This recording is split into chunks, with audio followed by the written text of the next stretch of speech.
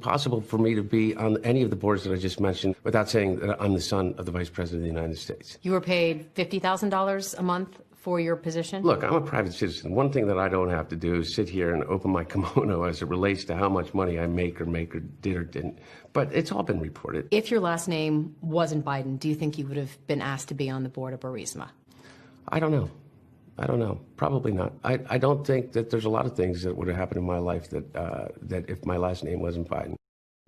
There you have it, friends, straight from the mouth of Hunter Biden, that he wouldn't have been on the board of that Ukrainian energy company or many other boards if it weren't for who his father was, the then vice president. We're doing something very special today after our second most popular stream on my show, America First, our national radio show that we live stream on YouTube.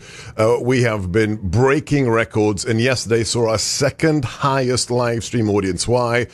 I think it was because of the topic and also our first guest, who has very graciously agreed to come back for this YouTube exclusive. He is the former CEO of the Trump Campaign 2016, rose to be chief strategist in the Trump White House, and the man who took a very active but small website and turned it into the most influential conservative website in the world. That is, of course, Breitbart.com. He is the host of War Room Pandemic, U.S. Navy veteran Steve Bannon. Welcome back. Well, I wouldn't have been able to make Breitbart what it was or have what we did in the White House so successful if I didn't have Seb Gorka as my wingman. So, Seb, thanks for having me back on. Listen, we have to talk about, we'll talk about that at the second half of this discussion, which is exclusive. It's live streaming right now. Tell your friends, tweet it out, message them. We're going to post it later, of course, but this is happening right now with Steve. We're going to talk about the Biden laptop, China, Russia, Ukraine, and much more. The latest revelations just 2 days before the last presidential debate and just 14 days until the election. Steve, we had the mayor of New York, America's mayor. We had Rudy Giuliani on the show last week. Yesterday, you spoke of new revelations. The mayor said only 5% of this information has been released. There's much, much more to drop. And on your podcast, War Room Pandemic, I understand today, you said that tomorrow we will learn more. Tell us as much as you can. I know this is the art form that we all learned from Andrew Breitbart. You draw the leftists, you draw the propagandists into a trap of their own making, get them to deny the small stuff, and then hit them right between the eyes with the big, big lies and catch them red-handed. Steve, what is going to happen in the next few days here in America?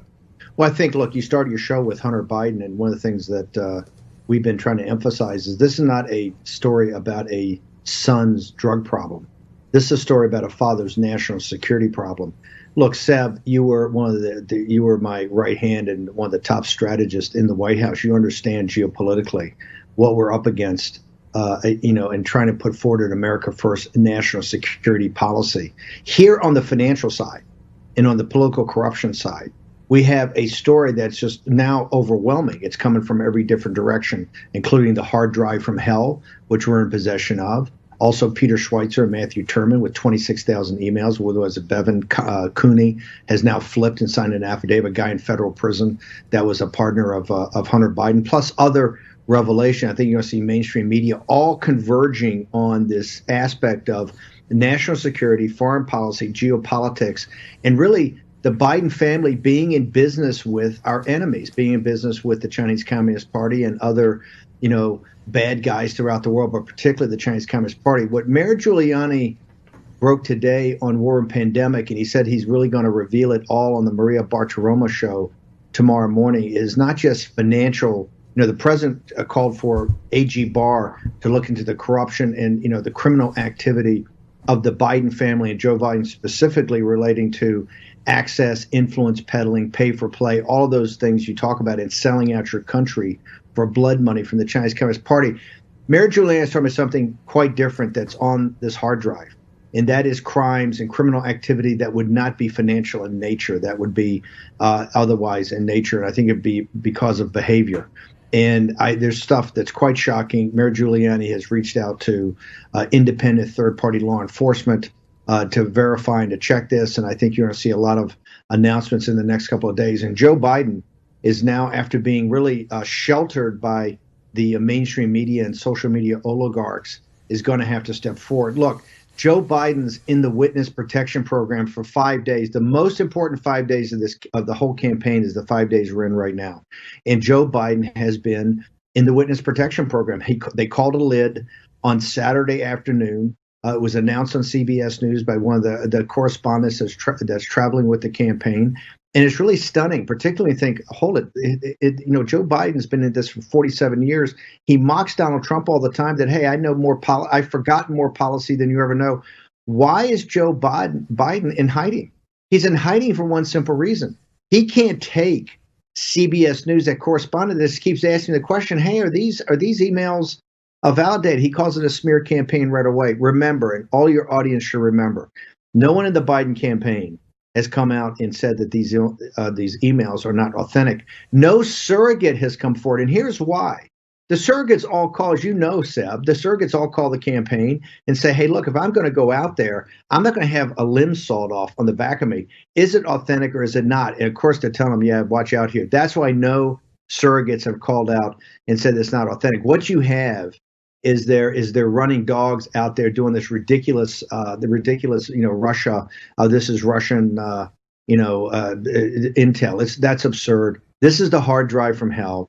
It's all Hunter Biden's. And here's the fact: they actually know what's on the hard drive now. They know. We can't explain how they know it, but they know what's on the hard drive. That's why Joe Biden is traumatized. Joe Biden is individually and personally traumatized. Not just what's on here. What it exposes about his character as a man, his character as a father, his character as a grandfather, his character really as a politician, and as a potential chief magistrate and commander in chief of the United States. So I think it's devastating. And the one last thing, Seb, remember, you and I at Breitbart and for years had talked about Hillary Clinton and focused on the Clintons. The one thing about Hillary Clinton and the Clintons, they knew how to go to the mattresses. She's what I refer to as a hard target, right? They are hardened. They can take an air burst. You can't rattle her. It took the greatest thing we ever pulled off, which was the women on Billy Bush weekend, bringing the women that's how you rattled her, Steve, when you brought the Clinton women to the press conference. But remember, Seb, as we discussed afterwards, that's women that he had either raped or he either had or sexually abused or they're personally confronting him. That's about as DEFCON 1 as you can get, right? That's what it took to rattle Hillary Clinton. And it only rattled her. It didn't break her, but it rattled her enough that Donald Trump can close. Joe Biden's soft. And what I mean by that, for 47 years, he's never really had a tough race in Delaware.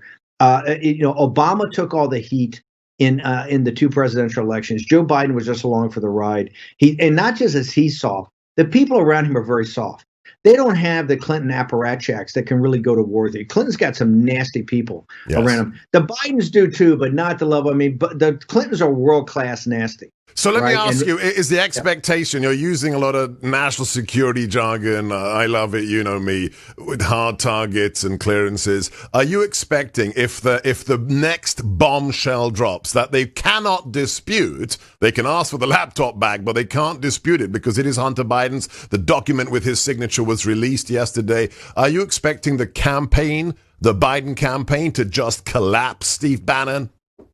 Here's what I think is that one thing I always look for in these situations is what I refer to as forcing functions. You have to have a forcing function to basically force things into the conversation, to force things in to the mainstream media, because they're always going to be a Praetorian Guard, as you know, Seb. And so here's the forcing function we know we have. We have a big forcing function, which is going to be the debate. And President Trump, there's going to be enough information out there that President Trump's going to be able to confront him in front of a global TV audience, to confront him on this when he's not ready for it. One of the reasons he's not ready for it, he's never really gone through the reps you have to go through with the mainstream media to go back and forth and answer the questions. He's going to be up there for the first time confronting this. We know what he did in the last debate. President Trump set him up very well. And this is one of the reasons the Burisma and the Ukraine thing came out first.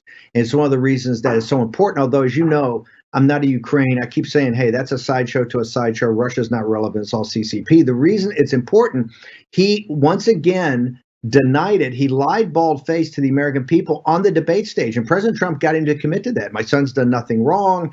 This is all phony. There's no evidence. My son's done nothing wrong. There's no evidence. This is all a lie.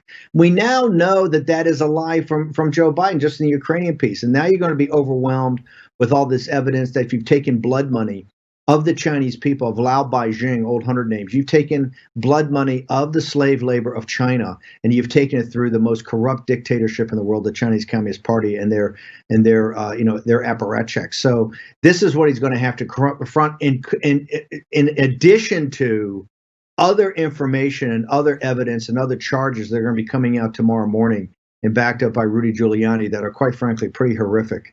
So and Biden's going to have to defend those. The second forcing function occurred today with the president essentially directing the Attorney General of the United States to immediately a special prosecutor and or to start a criminal investigation on corruption. A criminal investigation on corruption. I believe what you're going to see as part of that is the FBI director, Wray, is going to be called to the Oval Office, and he's going to have to answer to the President of the United States probably a dozen questions about the hard drive from hell. It came in their possession late November, early December. Today, Fox News has broken. They got the receipts. They've got the grand jury subpoena. They've got the receipt from the FBI special agent. They've got the signature of Hunter Biden on the receipt. They're going to have to answer why they held it, because by holding it and not putting it forward, a couple of things happened. Number one, the impeachment would have never happened. Well, can we stop there? Because that is incredibly important. And I think most people don't understand that point. So let's just wind the clock back 1 year. Impeachment occurs. The only reason that Nancy and Schumer go towards impeachment is because of the Ukraine phone call, where the president absolutely correctly, because it is a demand in the bilateral treaty signed by Bill Clinton and the then Ukrainian government, he says, hey, could you look into whether there's corruption involving U.S. citizens, whether it involves the Bidens? Could you just do that? And above board, completely openly, the Ukrainian counterpart says yes and absolutely, and we'll do this transparently. That phone call, the text and the recording of which became the grounds for impeachment to say the president did something improper against Joe Biden. Steve, this is the point. The FBI had the evidence of the emails, of the deals with the Ukraine from Hunter Biden's laptop. Christopher Wray had it at the Hoover Building. If that had been disclosed in December or January, that would have been exculpatory evidence. It would have been supporting the president's case for an investigation, and no impeachment could have been justified. I want our viewers and listeners to understand that's why it's so important. Correct, Steve? Hey, listen, Seb, I'm not a deep state guy and believer in that conspiracy theory. You and I have talked about this. I believe it's up in your face. But I got to tell you, for you, the Seb Gorkas of the world and all the other people who have been talking about this for over a year, it's going to be a pretty good day, because here's why.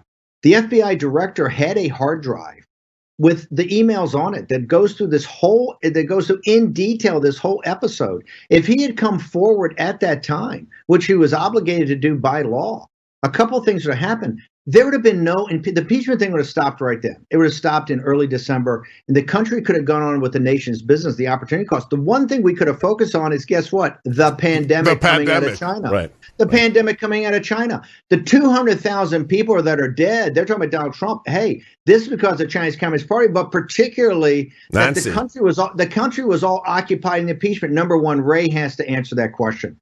Why did you not come forward immediately and bring this to the correct authorities? The entire impeachment thing could have been put to bed.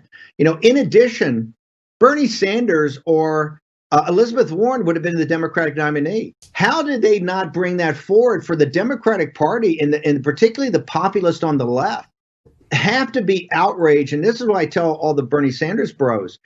if you vote for Biden now, all you're doing is just taking the neoliberal neo-composition and just putting it forward. This is so obvious.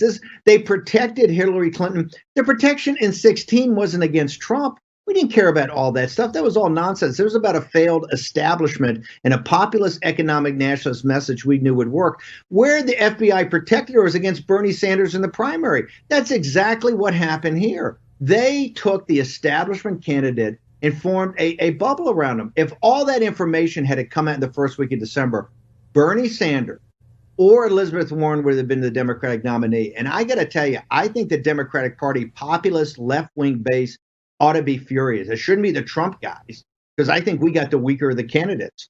It should be you. Once again, you mean Biden is the weaker of the Democrats? I've always thought Biden is the weaker of the candidates. Torricelli, we've got him. The Torch said we got him in Fox. We're putting it up today, I think, on the National Pulse. He said 18 months ago that Biden would be the weakest candidate when he first announced, and he said because of Hunter Biden.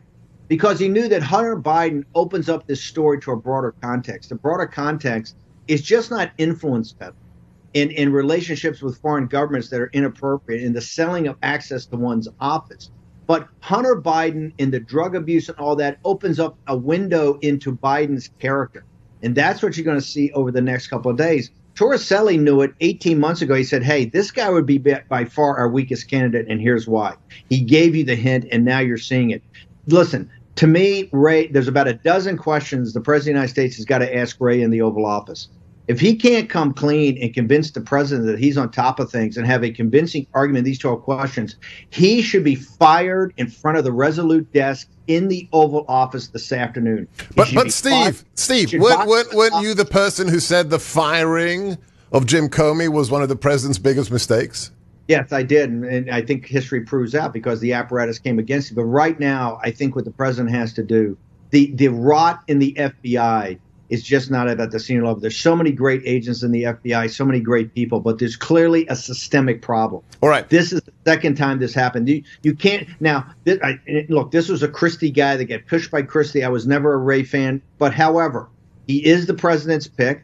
But this shows you it's systemic, and you have to go in with a blowtorch and start to clear this thing out. And you got to start with Ray. A head's got to be on a pike. This is unacceptable. It's not just unacceptable from Donald Trump as the president of the United States. Also politically, it's unacceptable really for Democrats. Working class Democrats didn't get a real look at Joe Biden. It was protected by the FBI. Okay, Steve, I'm not here to help the Democrats. I think you're right that they should be pissed, but I'm not interested in helping out the Democrats right now. I want justice for all Americans. We have to talk about the Chinese. We have to talk about how they have bought access to this government through Joe Biden and his family.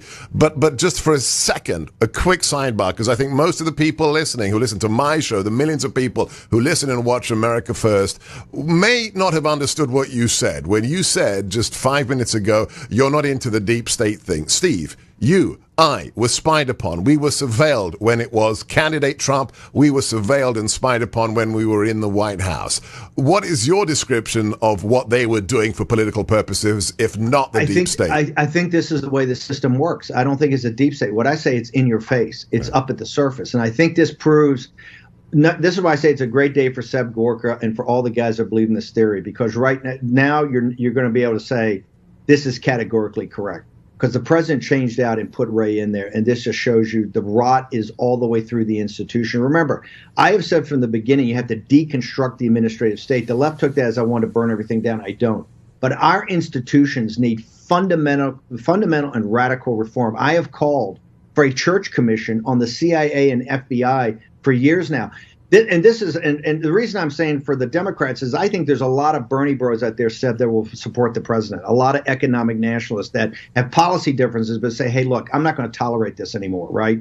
We need a fundamental reform at the deepest levels of these institutions. The system is not working for middle class and working class people. Anybody that sits up there and tries to have your defense is immediately beaten down. And you can see this right now. There's just one basic question. Why was this hard drive not brought forward immediately on one, the situation with the impeachment, and number two, the situation with the Democratic primary? This is bipartisan. We have to bring it out right now and ask Ray, why did you not bring this forward? Because you would have changed history. There'd have been no impeachment. We could have focused on the pandemic, and the Democratic primary would have been very different. And President Trump would be populist versus populist. Why did you do it? Who in the FBI authorized it? That's where, to me, the investigation ought to start immediately. And the FBI can't investigate themselves. I would have Ray over today. It's very simple. These 10 questions, answer them, or you're fired. Bang, gone. Out of here. Put a new guy in.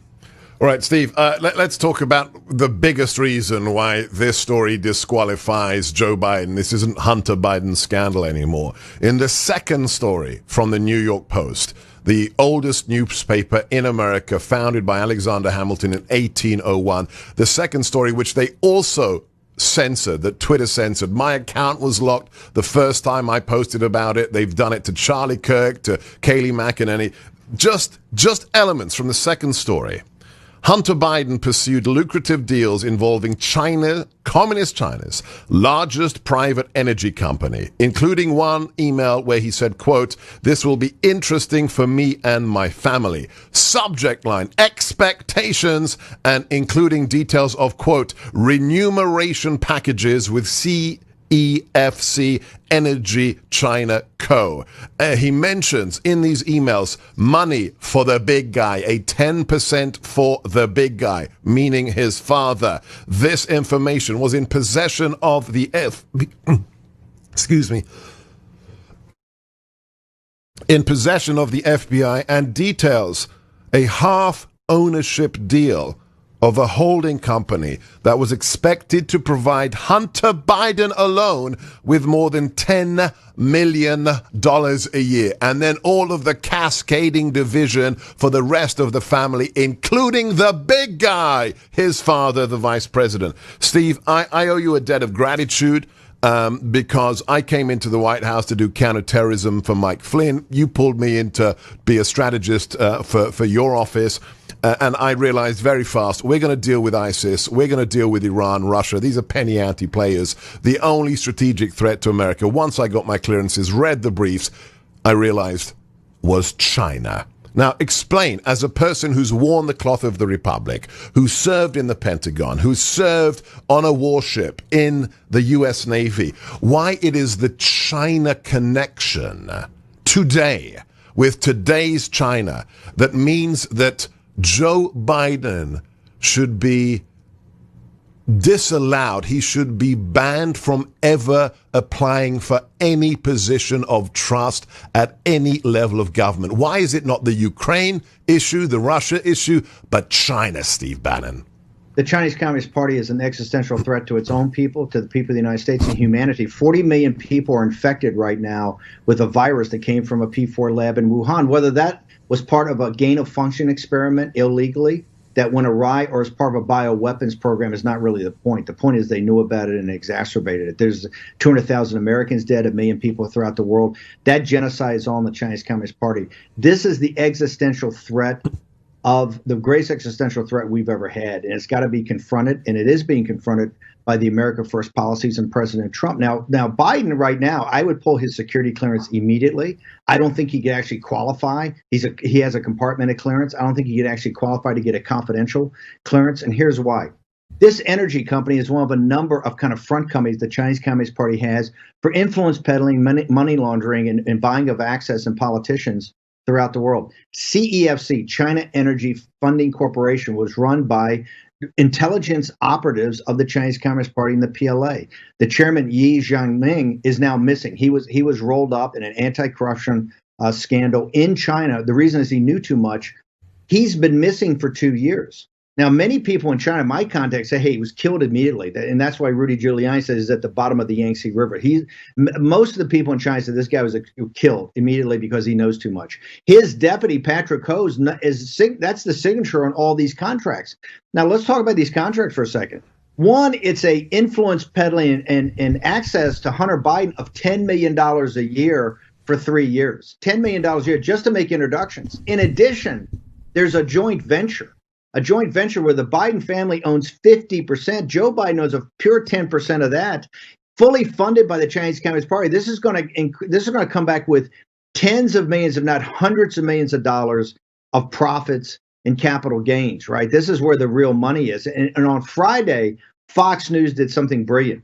They actually went to the info lines. They got an unredacted copy of the guys that were on the email, and someone on the email verified the email's accurate, the deal structure is accurate, and the big guy is Joe Biden. He was going to get 10%. So this is access. This was influence peddling afterwards. What Peter Schweitzer and these guys with Matthew Tierman proved the other day with the other 26,000 emails, this whole access started back in 2011 while Joe Biden was in the White House as vice president, and they're sending emails to guess who, Seb, your favorite buddy, Tony Blinken, who, by the way, is now going to be unconfirmable, right? He is done. Okay, Tony Blinken setting up meetings and talking meetings and getting Hunter in the back door, not on the official records of the State Department because they want to slide guys in. They are taking Chinese executives, all CCP or PLA fronts. People's Liberation Army. Yep. People's Liberation. These are intelligence assets or intelligence operatives. You pick them.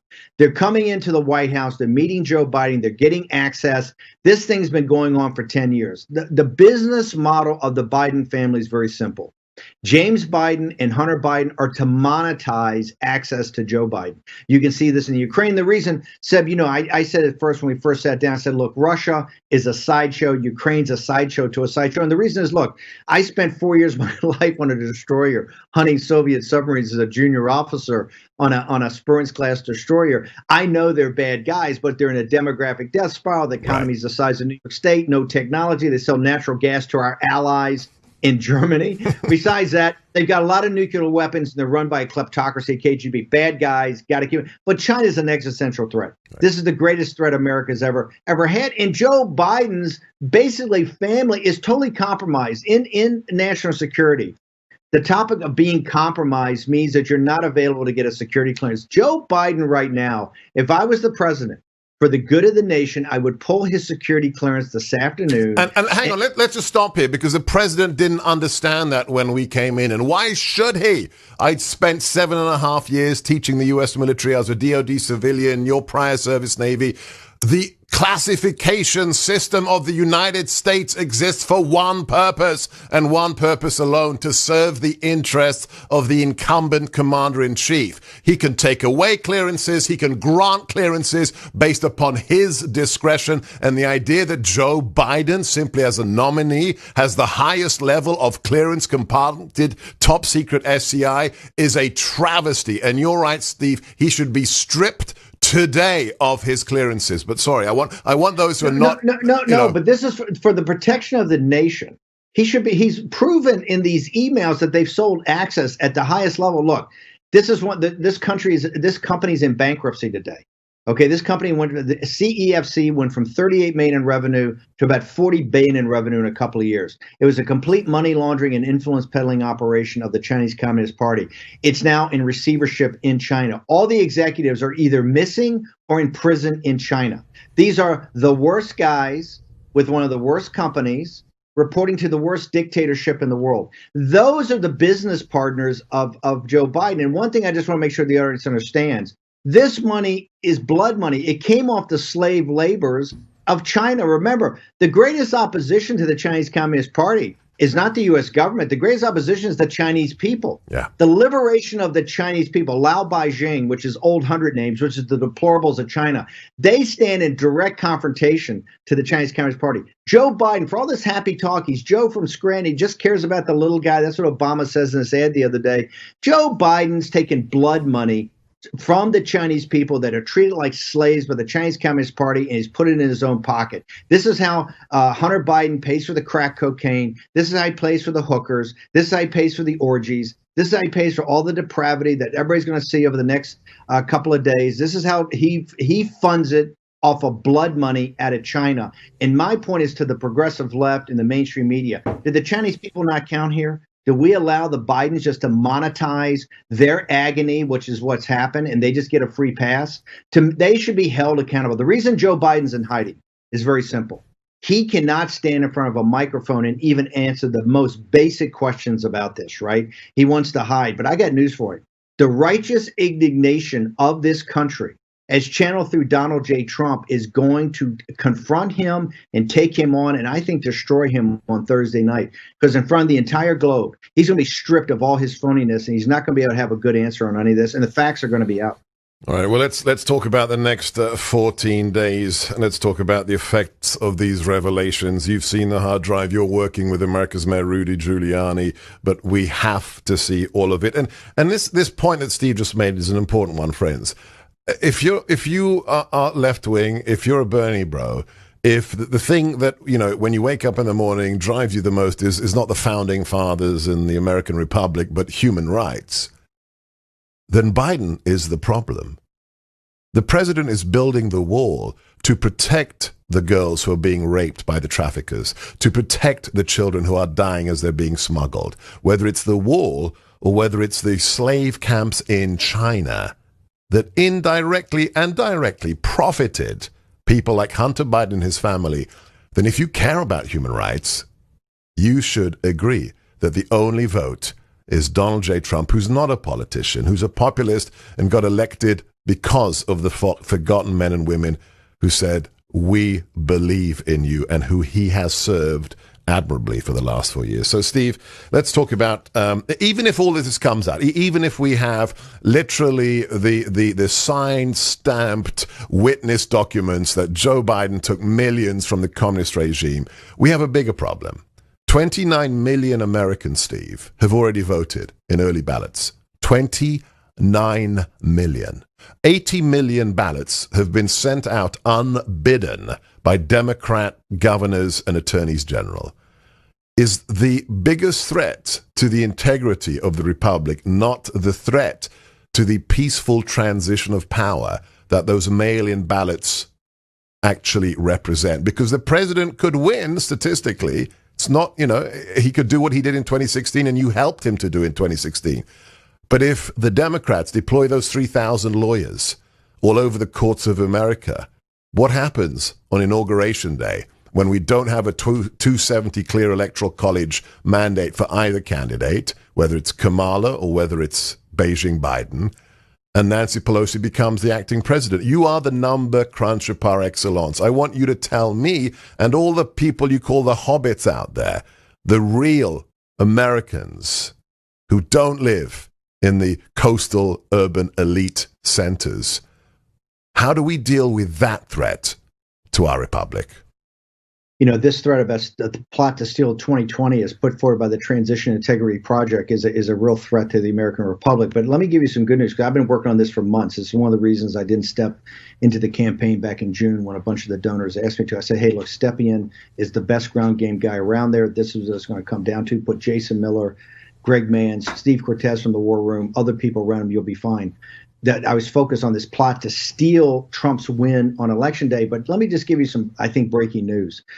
I get a pretty good sense for these things, and I think Joe Biden's campaign peaked 3 weeks too early. I think last week was the surge tide of Biden, and I think ever since this story's come out, Axios has just reported, social media everywhere, it's the biggest story in the world. This story's everywhere, and I can feel already it's receding. Politico had a story today. Its lead story this morning was about the old hands of 16 getting back on the campaign, Corey Lewandowski, Dave Bossie, others helping back out. But the buried lead, this is very important, was down about 10 paragraphs about Bill Paduchek and the guys in Ohio that ran 16 for us and no Ohio bet anybody.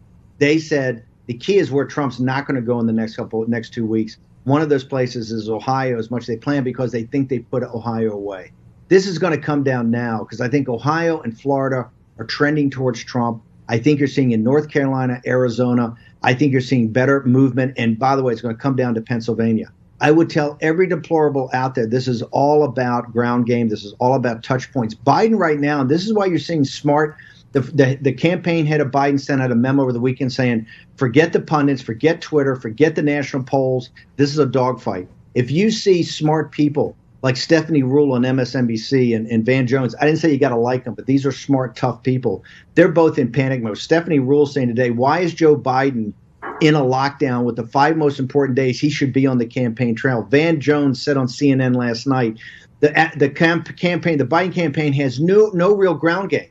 They have no ability to go knock on doors, and this is going to come down to low propensity voters in states like Pennsylvania, Michigan, North Carolina, Arizona, Florida. And on that, you're seeing these registrations of working class people that are through the roof with the Republicans. Remember, the campaign will tell you 20 to 30% of people that come to Trump rallies are not registered to vote.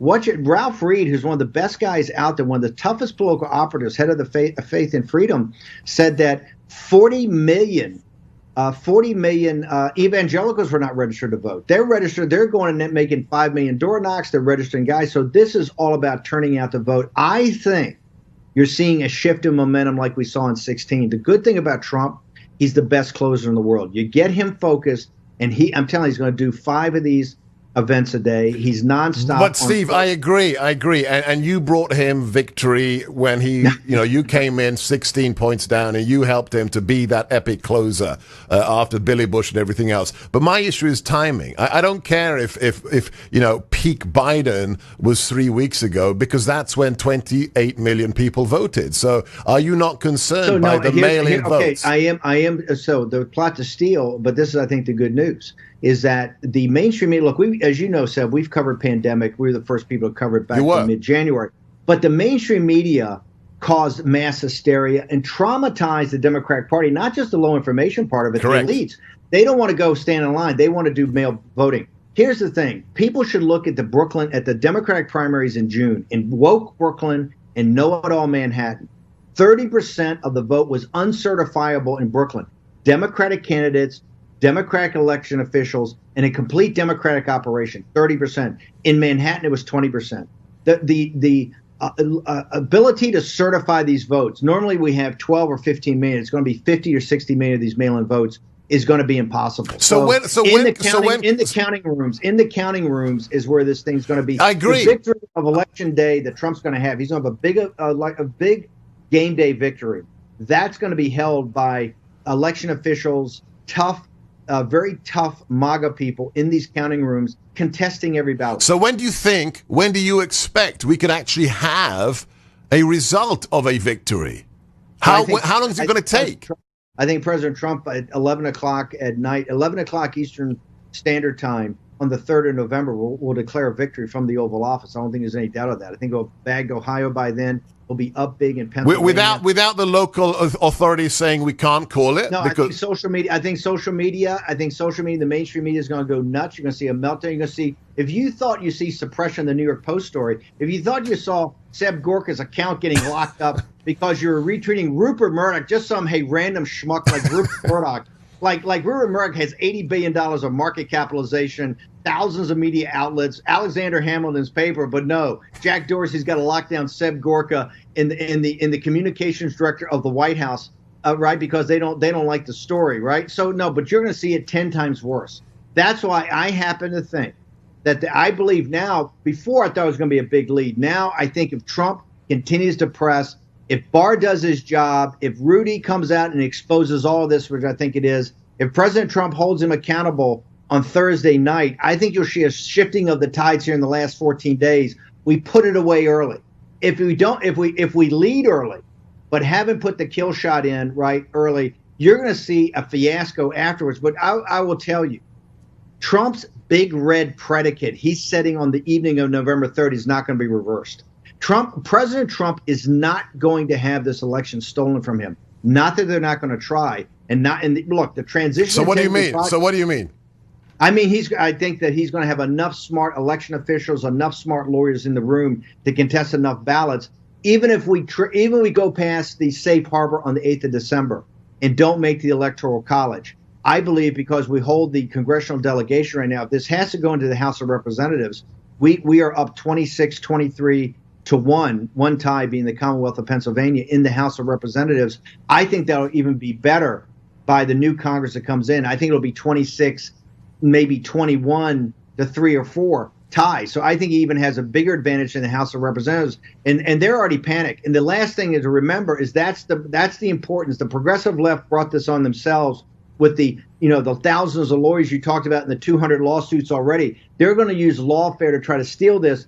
They are forcing the need to get the ninth justice. This is why glorious ACB is so essential. And you saw yesterday, the Bush-appointed Roberts, right, is a total coat, can't be depended upon. ACB is going to get confirmed. She's going to be the deciding vote. The Supreme Court is going to stand up for the Republic here. And listen, every Trump supporter has to understand it's on your shoulders. The president's done all he can possibly do. He's fought everything. He's fought the deep state. He's fought the swamp. He's fought the Chinese Communist Party. He's got a wall. He's got trade. And he caught COVID and crushed that as well. I've been sending this message to my guys for 2 weeks now. He's done enough for America. It's now your turn. If you don't get 5 people to the polling station with you who would have been sat on their couch at home, then you lost the election. I'm sorry. I'm glad we agree on that, Steve. If you bring 5 people to the polling booth, Donald Trump will be reelected. Correct. And look, he's done all he can. It's now on your shoulders, and to be a poll watcher and to volunteer to be an election official. Not in the room, not in the deal. This is going to come down. Listen, every certified ballot that comes in by mail must be counted. We're a democracy, and people that did that. But if it can't be certified, it goes in the no vote bin. That's tough break for a swell guy. That's where this is going to be decided. All right, Steve. 2 last questions. God willing, what did you say? Glorious ACB. I like that. God willing, glorious ACB is confirmed, and everybody does their part, and the first non-politician, non-swamp-dwelling former general who became president is reelected. Donald John Trump fills out a second term. I'm going to hit you between the eyes now, Steve, because this is the biggest threat we face if, God willing, we win. You know as well as I do. I used the phrase on that 60 Minutes garbage film we were both interviewed for. I said we had an insurgency when we came in the building. It was about 12 guys at senior level who knew what MAGA meant and were loyal to the vision and knew what the heck they were doing, and the rest was slime. It was thousands of bureaucrats who thought they were more important than the elected president. It was rhinos who came in when the drug deal was done between Reince Priebus and the establishment GOP. What the president has achieved is truly remarkable because we had no bench apart from a handful of people. So here's my question to you, Steve. And I don't know where you're going to be if the president, God willing, is reelected.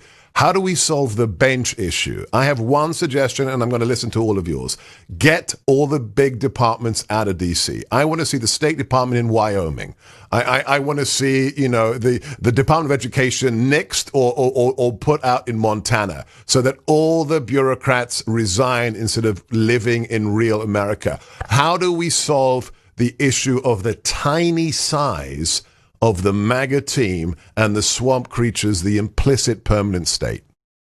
Okay, so to get to it's going to be Fort Apache, and here's what I mean. I think when Trump is actually designated, which I think right now, the way they're going to fight this will be sometime in January. I think it'll be in the House of Representatives.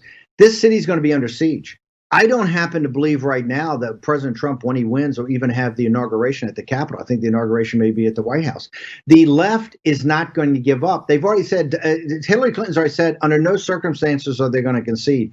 If Donald Trump wins and pulls this off in the last 2 weeks, when they've had this all set, they're already getting the curtains every day. You see Pete Buttigieg is being interviewed about what cabinet position you want. Tony Blinken's talking about what he's going to do.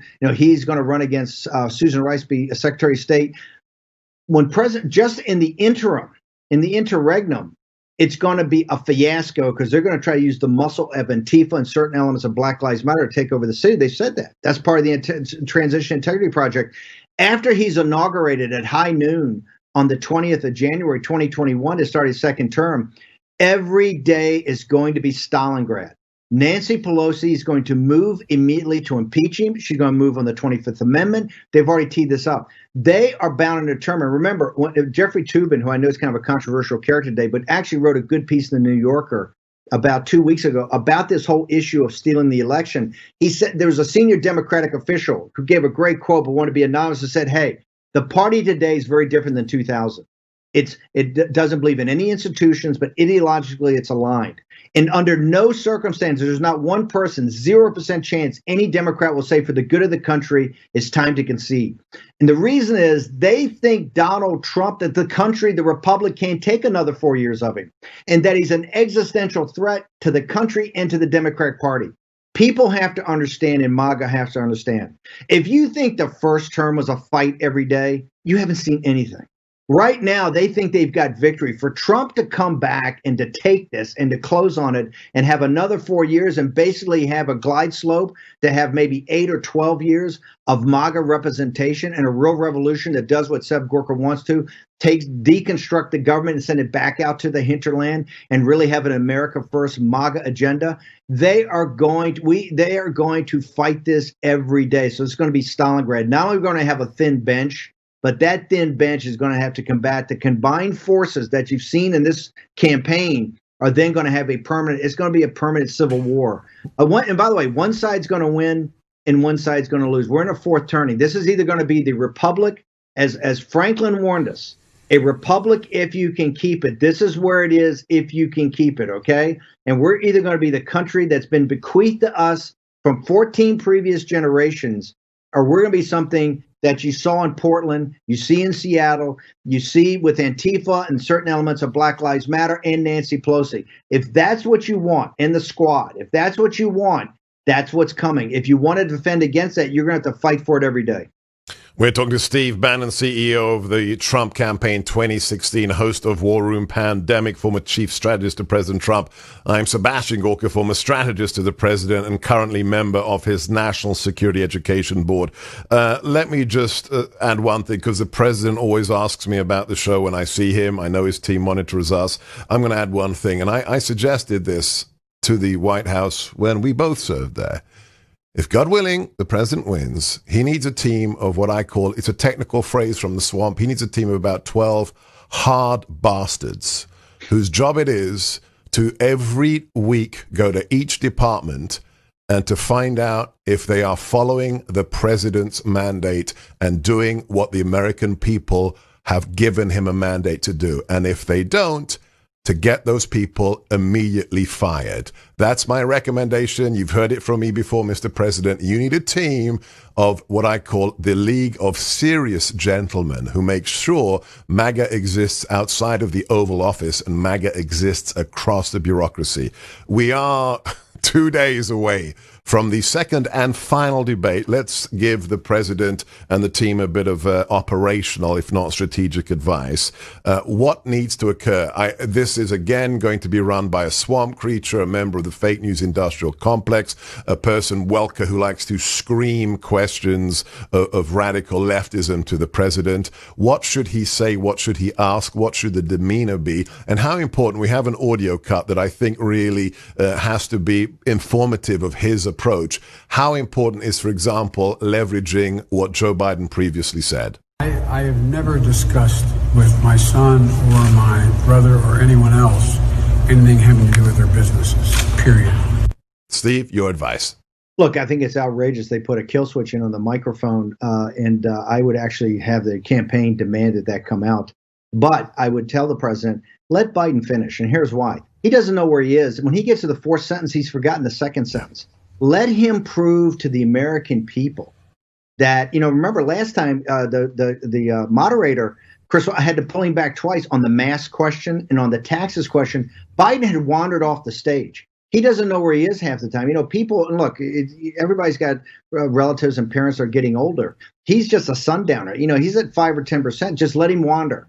However, I think the president keeps the demeanor he's always kept and be forceful in rebuttal and basically go after him on what he's really like, on all these lies he's told, on the corruption, on the influence peddling. And I wouldn't, Kristen Welker can ask what she wants to ask. She wants to ask about the Green New Deal, everything like that. I would brush that aside and go right for, in the righteous indignation of this country, he's got to confront Joe Biden for Joe Biden's lies, Joe Biden's corruption, Joe Biden's influence peddling, access, and particularly about our greatest enemies, whether those enemies are in Russia or the Chinese Communist Party, why he took money from them, why he monetized the offices he was in, and why he deserves to be the chief magistrate and the commander in chief. I think that's where he's going to be found wanting. And I think President Trump's about to field strip Joe Biden on Thursday night. Right, well, we shall see. Last question. I deem you to be amongst one of the very few true strategic thinkers in America today, along with Newt Gingrich and Victor Davis Hanson, and slightly more northerly Lord Conrad Black. There's very few people, Ed Luttwak, a handful of them. And I'd like to give our listeners and viewers a little bit of assistance, or I know people want to know more. I want to be clear about how deep the threat is, and that it's not a function of Obama. This didn't happen in the last 8 years.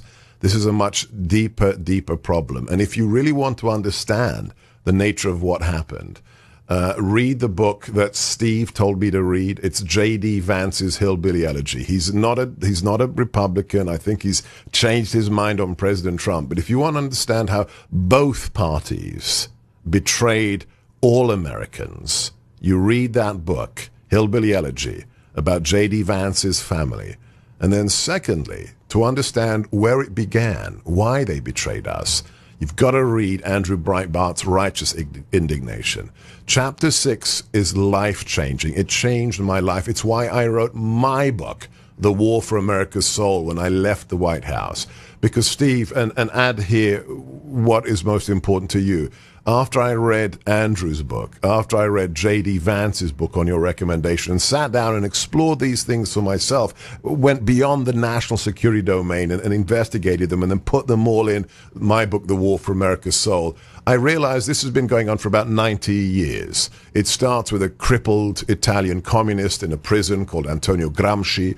It works its way through the Frankfurt School, through people like Marcuse, Adorno, and Alinsky, and then to Clinton and Obama. But share, if you will, for those who are wondering, how did America get here, the freest, greatest nation on God's earth? Explain to them that this really isn't a function of the last few years.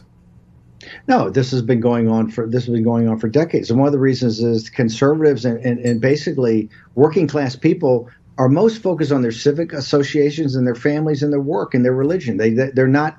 Remember, we've never been that politicized a country. We really kind of get on with it, and in times of crisis or in times of war, people obviously come together and serve their country and have been out freeing more people than anybody else on earth. But I think what happened is you had a group of intelligentsia that saw the opportunity to basically take America with its great potential and turn it into really a cultural Marxist entity. These are dangerous people, and they're not good people.